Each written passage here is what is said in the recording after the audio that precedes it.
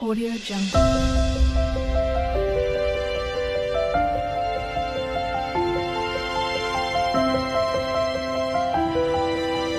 Audio Jungle. নমস্কার বন্ধুরা, আমাদের রান্নাঘরে আপনাদেরকে স্বাগত জানাই। তো আজকে আমি একটা নতুন রেসিপি নিয়ে চলে এসেছি আপনাদের কাছে। তো দেখে নিন রেসিপিটা, চিলি ফুলকপির রেসিপি। এখানে ফুলকপি নিয়েছি, আলু নিয়েছি, টমেটো, ক্যাপসিকাম, বিনস আর মটরশুঁটি। তারপরে আমি নিয়েছি কারি পাতা, এখানে নিয়েছি টমেটো সস আর ধনে পাতা, আর চাল মগজটা আমি ভিজিয়ে রেখেছি। আর নিয়েছি শুকনো লঙ্কা, গোটা জিরে, সবজি মশলা, লঙ্কা গুঁড়ো, হলুদ গুঁড়ো আর আদাটা আমি কুড়ে নিয়েছি। তো এইগুলো নিয়েই আমি আজকের রেসিপিটা বানাবো। তো আমি কড়াইতে জল গরম হতে দিয়েছি, এর মধ্যে আমি আলুগুলো দিয়ে দিচ্ছি। আলু দিচ্ছি আর তার সঙ্গে আমি দিয়ে দেব বিনস আর মটরশুঁটিটা। এইগুলো একটু ভালো করে সিদ্ধ করে নিতে হবে। আলুটা, বিনসটা আর মটরশুঁটিটা একটু সিদ্ধ করে নেবেন। বিনস একটু শক্ত শক্ত হয় আর আলুটাও তাই, আলুটাও সিদ্ধ করে নিলে ভালো হয়। তাই জন্য আমি এগুলো সব সিদ্ধ করে নিচ্ছি, আপনারাও সিদ্ধ করেই নেবেন। এই চিলি ফুলকপির রেসিপিটা খুব সুন্দর খেতে, আপনারা অবশ্যই একবার বাড়িতে বানাবেন। নিরামিষ রেসিপি, যারা নিরামিষ খান তাদের জন্য এটা একটি পারফেক্ট রেসিপি। তো আমি এর মধ্যে একটু নুন দিয়ে দিলাম, দিয়ে পরে আমি এটা সিদ্ধ করে নেব। একটু বেশি করেই সিদ্ধ করবেন, তাহলে চটপটে এটা রেডি হয়ে যাবে। তো দেখুন আমি ভালো করেই সিদ্ধ করে নিচ্ছি। যারা নিরামিষ খান তাদের জন্য একদম পারফেক্ট। একবার কিন্তু বাড়িতে অবশ্যই দেখবেন, কত সুন্দর টেস্টি রান্না এটা। তো আমি ওগুলো সিদ্ধটা নামিয়ে নিয়েছি।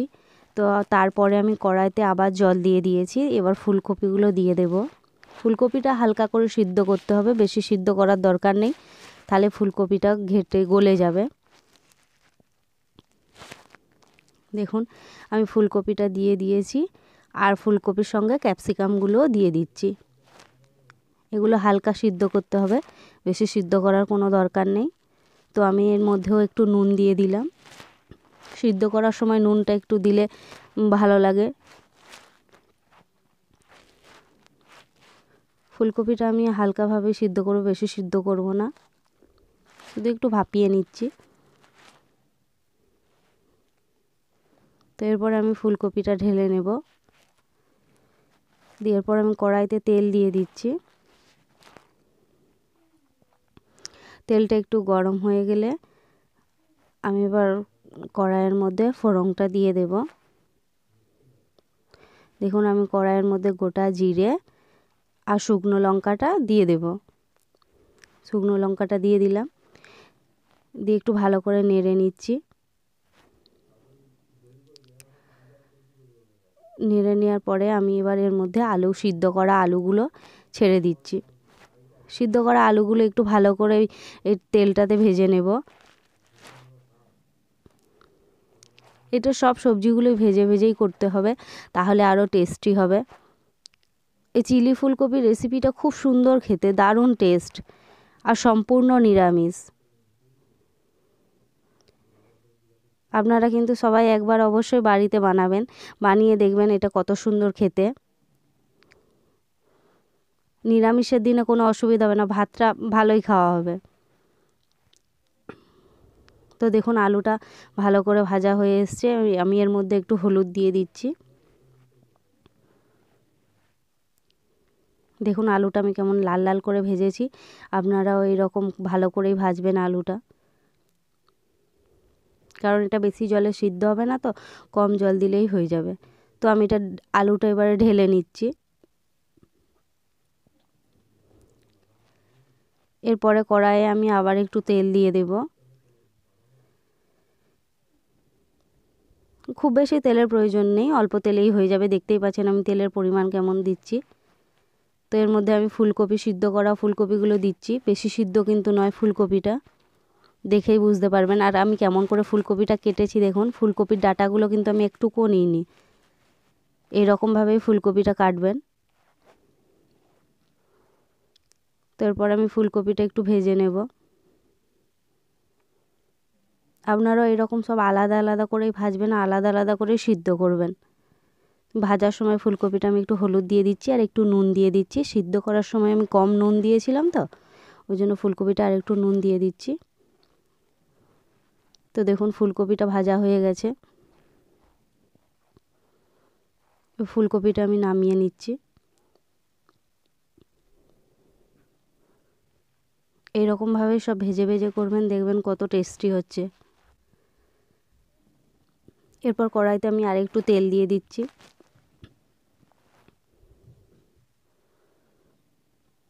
এবার কড়াইয়ে তেল দিয়ে দেওয়ার পরে আমি যে সিদ্ধ করে রেখেছিলাম বিনস, মটরশুঁটি, এগুলো আমি এবার একসঙ্গেই দিয়ে দিচ্ছি। আর তার সঙ্গে দিয়ে দেব ক্যাপসিকামটাও। তো এগুলো দিয়ে আমি একটু ভালো করে ভেজে নেব। আর এই রেসিপিটা কিন্তু টমেটোটা একটু বেশি লাগবে আর সসটাও একটু বেশি ব্যবহার করবেন।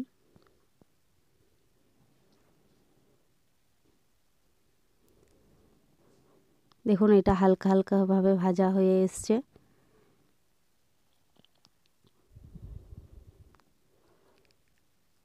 তো এর মধ্যে আমি এবারে টমেটোগুলো দিয়ে দেব।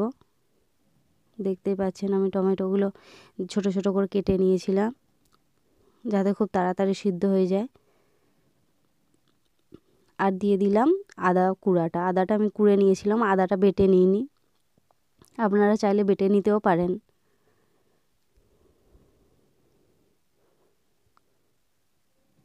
তো এগুলো একটু ভালো করে ভাজা হয়ে যাক। দেখুন ভালোভাবে ভাজা হয়ে এসছে।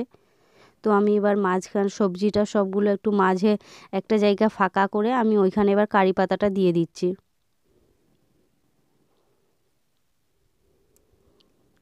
কারি পাতাটা দিলে একটু ভালো গন্ধ আসে, খেতে আরও ভালো টেস্টি হয়। তো কারি পাতাটা আমি মাঝে দিয়ে একটু ভালো করে ভেজে নিচ্ছি। আপনারা চাইলে তেলের মধ্যেও দিয়ে দিতে পারেন, আমি তেলের মধ্যে দিইনি, আমি ওই জন্য এখন দিলাম। তো কারি পাতাটা ভাজা হয়ে এসছে, আমি এবার একসঙ্গে সব নেড়ে নিচ্ছি সবজিগুলো। একবার কিন্তু বাড়িতে অবশ্যই বানাবেন আর কমেন্ট করে আমাকে বলবেন কেমন হয়েছে খেতে। এটা দুর্দান্ত টেস্ট। তো দেখুন প্রায় ভাজা হয়েই এসছে। এবার আমি মশলাগুলো দিয়ে দেবো। প্রথমে দিচ্ছি সবজি মশলা, তারপরে দিচ্ছি লঙ্কা গুঁড়ো, তারপরে দিচ্ছি হলুদ গুঁড়ো। এগুলো দিয়ে আমি একটু জল দিয়ে দিচ্ছি যাতে মশলাটা আমি ভালো করে ভেজে নিতে পারি। তো এর মধ্যে আমি ভেজে যে তুলে রেখেছিলাম আলুটা, ওই আলুটা দিয়ে দিলাম। দিয়ে আলুটা দেওয়ার পরে একটু ভালো করে নেড়ে নিচ্ছি, তারপরে আমি জলটা ঢেলে দিচ্ছি। খুব বেশি জল দেওয়ার দরকার নেই, অল্প জলই দেবেন। তো এরপরে আমি নুনটা দিয়ে দিচ্ছি, তারপরে আমি ফুলকপিটা দিচ্ছি। আর চিনিটা একটু বেশি করেই দেবেন।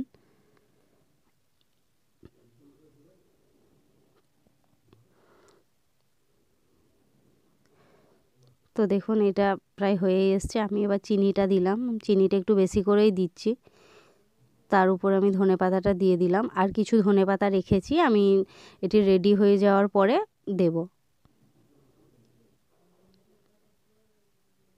দেখুন এটা প্রায় হয়ে এসছে। এবার আমি চাল মগজটা বেটে নিয়েছিলাম, সেই চাল মগজটা দিচ্ছি। দিয়ে চাল মগজটা দিয়ে একটু ভালো করে নেড়ে নেব। দেখুন কত চটপট রেডি হয়ে যায়। এবার আমি টমেটো সসটা দিয়ে দিচ্ছি।